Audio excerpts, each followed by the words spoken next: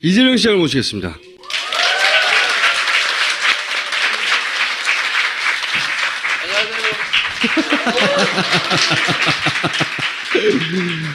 자, 화제의 인물 이재명 시장이요.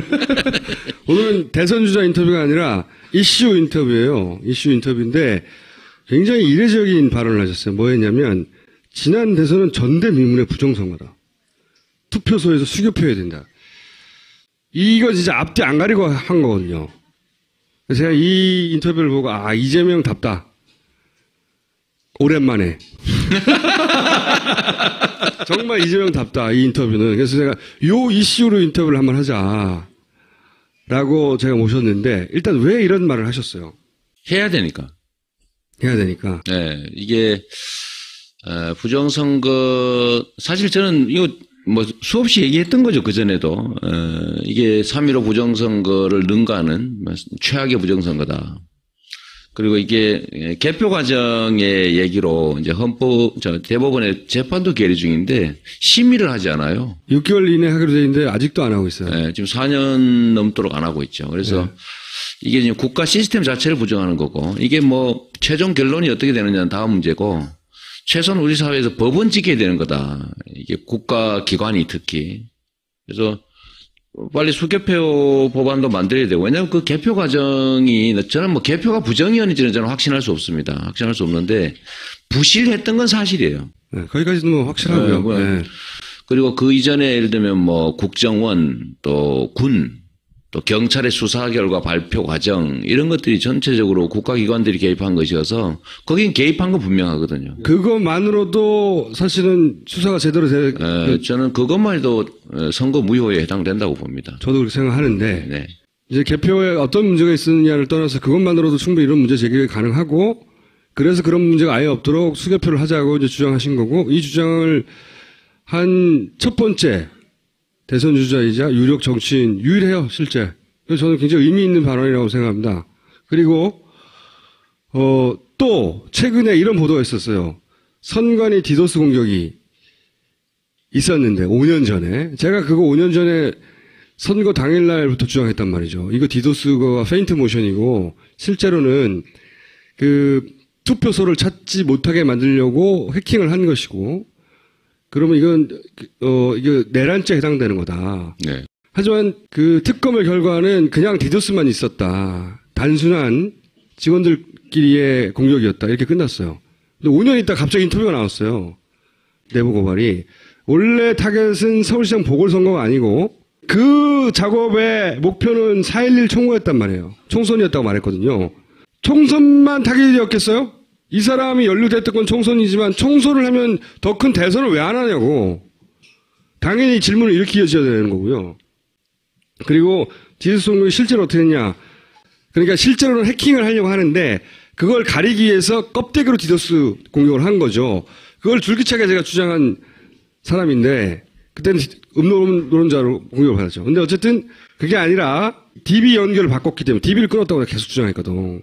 그리고 디도스 공격은 검색이 되지 않은 것처럼 보이게 만든 것이다. 이게 페인트라는 얘기란 말이죠. 가장 중요한 말이 이겁니다. 선거마다 이런 팀은 항상 존재한다고 보면 된다. 이게 딱 한 번 제대로 밝혀진, 그렇지만 그걸 중간에 꼬리를 자르고 그 실무자들이 그냥 술김에 화가 나서 우리 디도스나 해볼까? 선관위를 그래서 검찰의 수사 결과예요. 그렇게 결론을 내버린 사건의 실체는 그것이 예행 연습이었고 그 다음에 총선을 목표로 하는 것이며 그런 팀들이 항상 존재해왔다. 이 인터뷰를 보고 나서 당연히 수사를 해야 돼. 특검의 대상입니다. 네.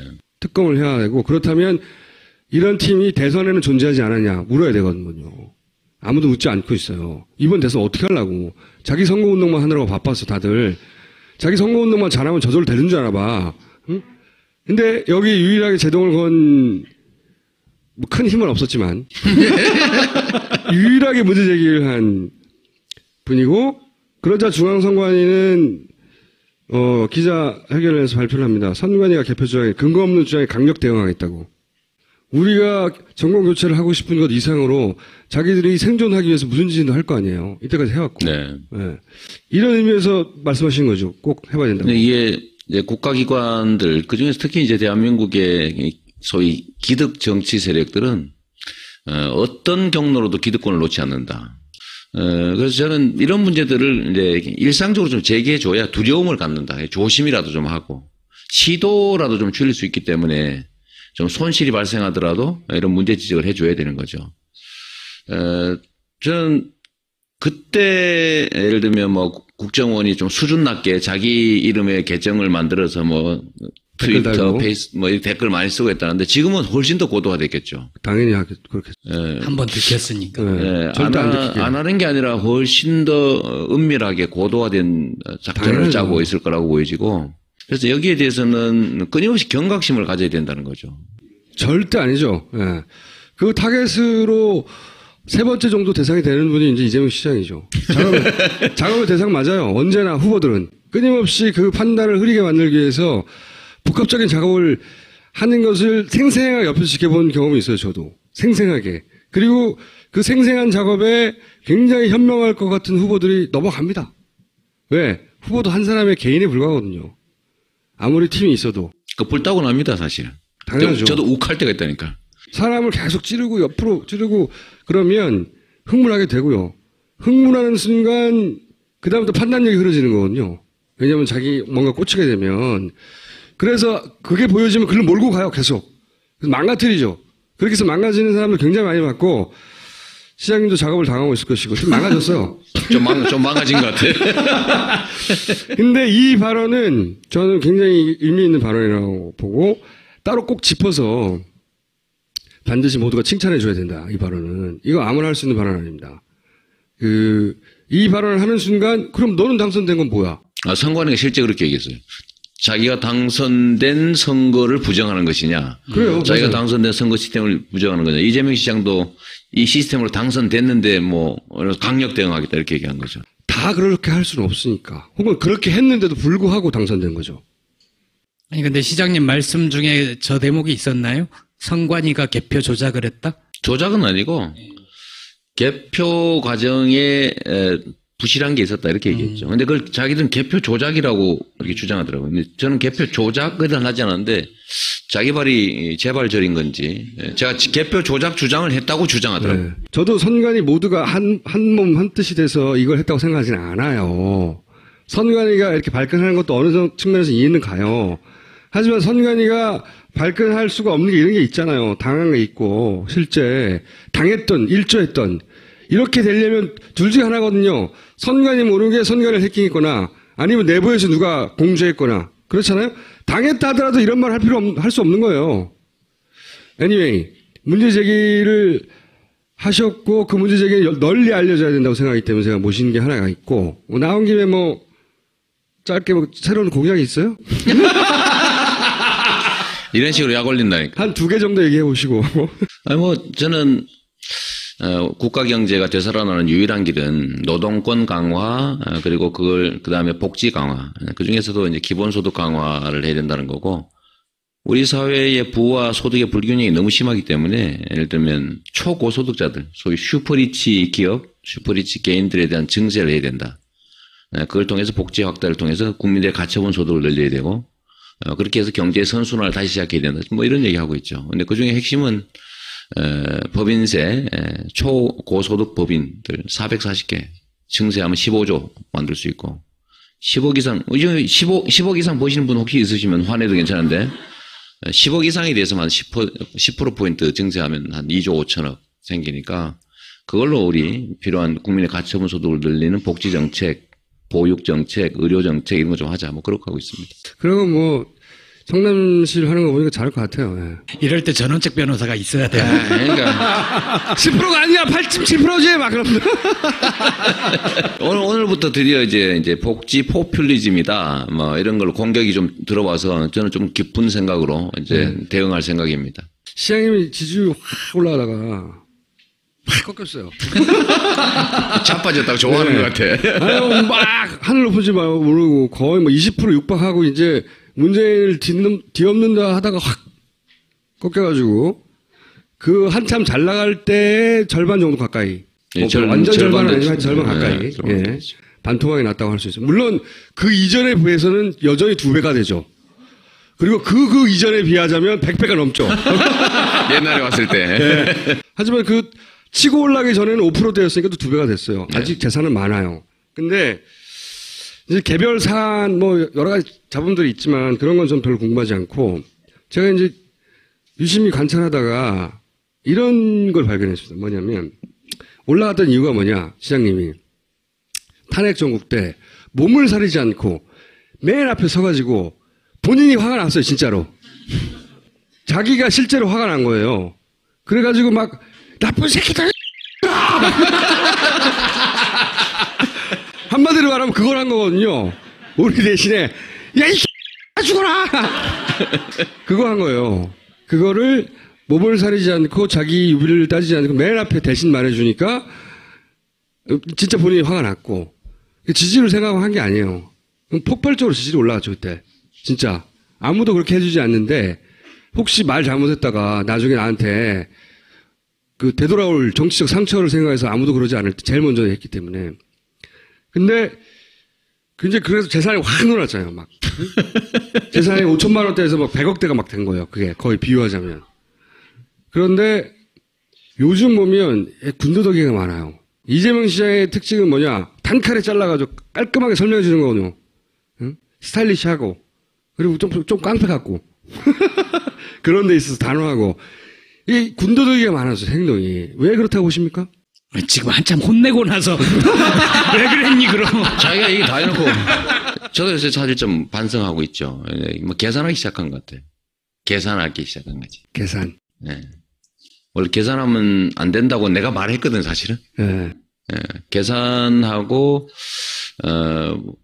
개인적 목적을 설정하는 순간에 아마 지지율이 떨어질 가능성이 높다라고 내가 얘기했는데 나중에 보니까 실제로 제가 그렇게 하고 있는 측면을 발견했죠. 내가 이래서 이재명 씨를 좋아해. 맞아요.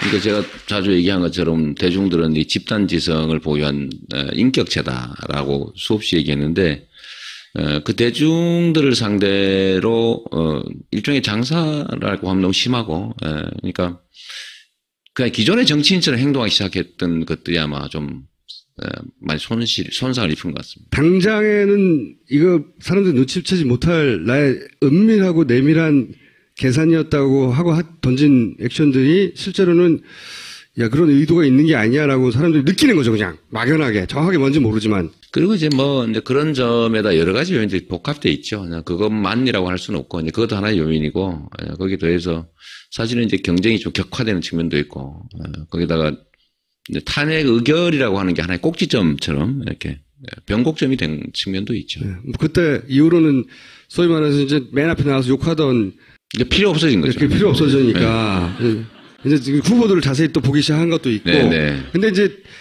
가장 베이스는 그럼에도 불구하고 본인만의 스타일리시한 그 깔끔함을 유지했으면 제가 보기에는 최소한 떨어지지 않고 유지했을 것 같아요.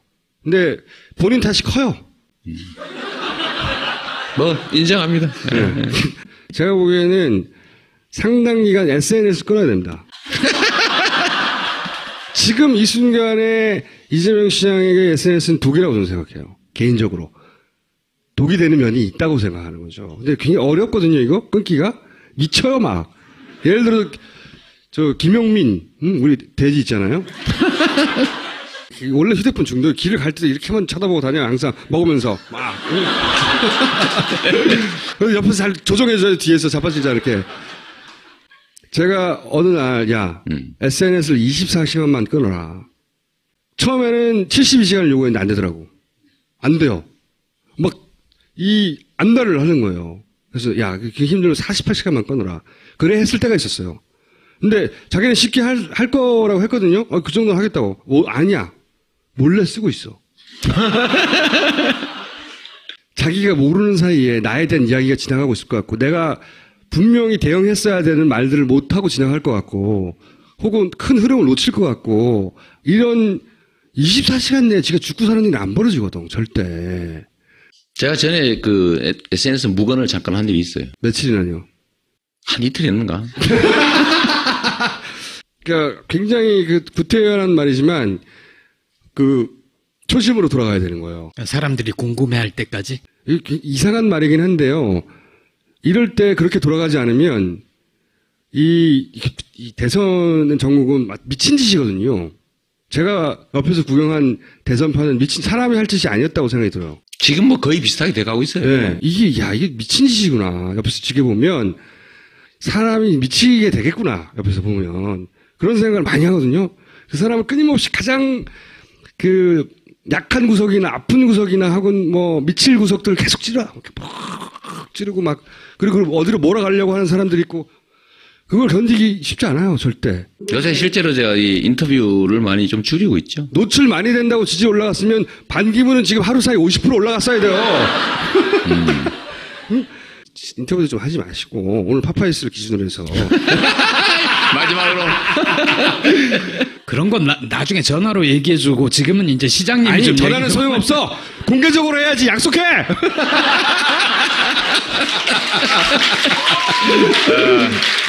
오늘 나한테 그 뭔가를 강조하기 위해서 부른 것 같아요. 원래 그래요. 훌륭한 제안입니다. 왜냐하면 이재명 시장을 좋아하고 이렇게 최근 상황을 안타까워하는 사람들은 시장님한테 직접 가서 이런 말을 못할 뿐 비슷하게 느껴요. 여러분도 그러세요? 네. 이거 심각한데? 네, 심각하네. 맞다니까요. 네. 저는 시장님 최강점이 뭡니까? 눈치가 빠르다는 겁니다. 감각이라고 해줘, 감각. 눈치 빠꼼! 그래서, 내가 잘못했나 보다. 금방금방 느끼는 양반이거든요. 그래서 저는 한 일주일이면 될 것 같다는 생각을 하는 건데, 네. 왜냐면, 시장님, 잠깐 생각해보세요. 이번에 후보가 될 수도 있고 안 될 수도 있어요. 응? 그런데, 어떤 결과가 나오든 제가 보기엔 앞으로 나이로 보나, 뭐로 보나, 앞으로 20년 이상은 야권에 대단히 중요한 정치인으로 자라나갈 수 있는 포인트에 딱 서 있어요. 근데 정치인이 사라지는 것도 한순간이에요. 안 그럴 것 같죠? 나는 그런 일이 벌어질까봐 걱정이 되는 거죠. 빨리 약속하고 가시는 게 저는 좋은 말씀이세요. 좋은 말씀이고, 원래 제자리로 좀 돌아가려는 노력을 하긴 해야 될 것 같습니다. 그렇게 하세요, 이제. 네, 알았어. 네, 끊어보도록 할게요. 아니 근데 설 인사는 해야 되잖아. 설. 예외적으로 서울에서 한 번을 제외하고 그 어떤 활동을 하더라도 반드시 신고해 주세요. 하고 싶은 얘기 있으면 하시죠, 마지막으로. 네. 근데 이 선거라고 하는 게 진짜 어렵긴 하죠. 어렵긴 하고, 이게 뭐 정치인들 본인이 뭘 해서 만들 수 있는 게 아니고, 결국은 이제 국민들이, 유권자들이 만들어가는 속에 이제 타고 가는 거죠. 타고 가는데 가끔씩은, 노를 저어서 방향을 바꿀 수 있을 거라는 착각을 할 때가 있어요. 그래서 원래는 큰 경류에 이르면 그냥 흐름에 몸을 맡기고 자유롭게 가야 되는데, 의도적 노력을 더 하게 되는데 사실 그게 더 나쁜 결과를 빚는 경우가 많은 것 같아요. 오늘 뭐 우리 어둔 총수 뭐 얘기도 얘기지만 저도 사실 그 생각을 좀 하고 있는 중이에요. 이게 너무 예민해져 가는 것 같다. 좀 둔해질 필요가 있습니다. 멍해지고. 그러니까 너무 예민한 거예요. 그러니까 조금만 찔러도 팔딱 뛰고 이런 상태. 전투력이 떨어진 거지 사실은. 하여튼 그런 부분들이 좀 교정이 될 필요가 있긴 한 것 같아요. 하여튼 좀 크게 보고, 좀 더 원칙으로, 기본으로 돌아갈 필요는 있는 것 같습니다. 알겠습니다. 네, 감사합니다. 네. 그래도 선거 무효에 해당된다고 봅니다. 저도 그렇게 생각하는데, 네. 이제 개표에 어떤 문제가 있었느냐를 떠나서 그것만으로도 충분히 이런 문제 제기가 가능하고, 그래서 그런 문제가 아예 없도록 수개표를 하자고 이제 주장하신 거고, 이 주장을 한 첫 번째, 대선 주자이자 유력 정치인 유일해요, 실제. 그래서 저는 굉장히 의미 있는 발언이라고 생각합니다. 그리고 또 최근에 이런 보도가 있었어요. 선관위 디도스 공격이 있었는데 5년 전에 제가 그거 5년 전에 선거 당일날부터 주장했단 말이죠. 이거 디도스가 페인트 모션이고 실제로는 그 투표소를 찾지 못하게 만들려고 해킹을 한 것이고 그러면 이게 내란죄에 해당되는 거다. 네. 하지만 그 특검의 결과는 그냥 디도스만 있었다. 단순한 직원들끼리의 공격이었다. 이렇게 끝났어요. 근데 5년 있다 갑자기 인터뷰가 나왔어요. 내부 고발이 올랑 술김에 화가 나서 우리 디도스나 해볼까? 선관위를 그래서 검찰의 수사 결과예요. 그렇게 결론을 내버린 사건의 실체는 그것이 예행 연습이었고 그 다음에 총선을 목표로 하는 것이며 그런 팀들이 항상 존재해왔다. 이 인터뷰를 보고 나서 당연히 수사를 해야 돼. 특검의 대상입니다. 네. 특검을 해야 되고 그렇다면 이런 팀이 대선에는 존재하지 않았냐 물어야 되거든요. 아무도 묻지 않고 있어요. 이번 대선 어떻게 하려고. 자기 선거운동만 하느라고 바빴어 다들. 자기 선거운동만 잘하면 저절로 되는 줄 알아 봐. 응?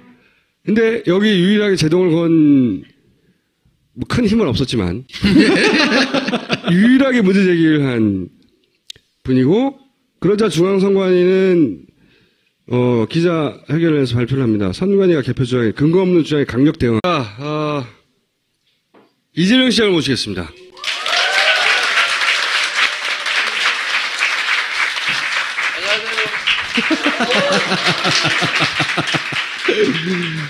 자, 화제의 인물, 이재명 시장이요. 오늘은 대선 주자 인터뷰가 아니라 이슈 인터뷰예요. 이슈 인터뷰인데 굉장히 이례적인 발언을 하셨어요. 뭐였냐면, 지난 대선은 전대미문의 부정선거다. 투표소에서 수교표해야 된다. 이거 진짜 앞뒤 안 가리고 한 거거든요. 그래서 제가 이 인터뷰를 보고, 이재명답다. 오랜만에. 정말 이재명답다, 이 인터뷰는. 그래서 제가 요 이슈로 인터뷰를 한번 하자. 라고 제가 모셨는데, 일단 왜 이런 말을 하셨어요? 해야 되니까. 해야 되니까. 네. 이게, 부정선거, 사실 저는 이거 뭐 수없이 얘기했던 거죠. 저의 타겟은 서울시장 보궐선거가 아니고, 그 작업의 목표는 4.11 총무였단 말이에요. 총선이었다고 말했거든요. 총선만 타깃이었겠어요? 이 사람이 연루됐던 건 총선이지만 총선을 하면 더 큰 대선을 왜 안 하냐고. 당연히 질문을 이렇게 이어져야 되는 거고요. 그리고 디도스 공격이 실제로 어떻게 했냐. 그러니까 실제로는 해킹을 하려고 하는데 그걸 가리기 위해서 껍데기로 디도스 공격을 한 거죠. 그걸 줄기차게 제가 주장한 사람인데 그때는 음노론자로 공격을 받았죠. 근데 어쨌든 그게 아니라 DB 연결을 바꿨기 때문에 DB를 끊었다고 내가 계속 주장했거든. 그리고 디도스 공격은 검색이 되지 않은 것처럼 보이게 만든 것이다. 이게 페인트라는 얘기란 말이죠. 가장 중요한 말이 이겁니다. 선거마다 이런 팀은 항상 존재한다고 보면 된다. 이게 딱 한 번 제대로 밝혀진, 그렇지만 그걸 중간에 꼬리를 자르고 그 실무자들이 그냥 그전에도 이게 3.15 부정선거를 능가하는 최악의 부정선거다. 그리고 이게 개표 과정의 얘기로 이제 대법원의 재판도 계류 중인데 심의를 하지 않아요. 6개월 이내 하기로 돼 있는데 아직도 안 하고 있어요. 네, 지금 4년 넘도록 안 하고 있죠. 그래서 이게 지금 국가 시스템 자체를 부정하는 거고 이게 뭐 최종 결론이 어떻게 되느냐는 다음 문제고 최소한 우리 사회에서 법은 지켜야 되는 거다. 이게 국가 기관이 특히. 그래서 빨리 수개표 법안도 만들어야 되고, 왜냐하면 그 개표 과정이, 저는 뭐 개표가 부정이었는지는 저는 확신할 수 없습니다. 확신할 수 없는데, 부실했던 건 사실이에요. 네, 거기까지는 뭐 확실하고요. 네. 그리고 그 이전에 예를 들면 뭐 국정원, 또 군, 또 경찰의 수사 결과 발표 과정, 이런 것들이 전체적으로 국가기관들이 개입한 것이어서, 거긴 개입한 건 분명하거든요. 그것만으로도 사실은 수사가 제대로 저는 그것만